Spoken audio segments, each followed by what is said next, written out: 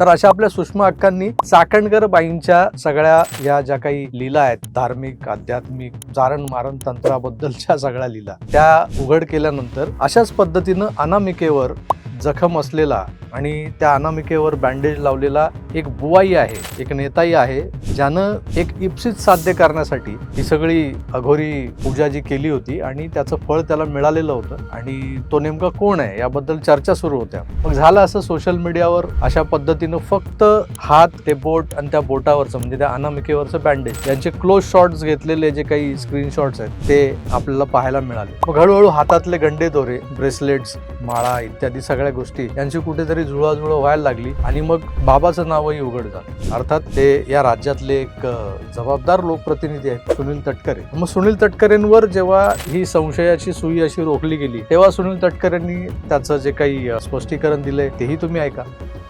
माझं बोर्ड लोकसभेच्या निवडणुकीचा अर्ज भरताना त्याच्या 2 दिवस आधी अलिबागला कशा पद्धतीने ॲडव्होकेट प्रवीण ठाकूर माझ्या जिल्ह्यातील एक नामांकित सिनियर वकील आहेत, ते मधुशेठ ठाकूर म्हणून आमचे माजी आमदार होते, त्यांची समाधी आहे, त्यांच्या गावातल्या समाधीला दर्शन घ्यायला गेलो तेवढ्यात ते प्रवीण ठाकूर मला भेटायला आले. मग प्रवीण ठाकूरांनी कबूल केलं की ते माझ्या समोरचे उमेदवार आनंद गीतेचे काम करत होते, पण एक कौटुंबिक नात्याने भेटायला आले. त्यांना भेटून मी निघाले असताना त्यांनी दरवाजा लावला. त्यावेळेला माझ्या इथे जखम झाली. तिथेच सोंडीच्या हॉस्पिटलमध्ये जाऊन 5 मला स्टॅपलही टाके मारले.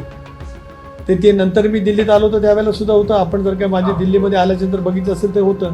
आता याचा अर्थ कोण कुठे लावणार असेल तर दुर्दैव आहे, याच्यापेक्षा काय म्हणू.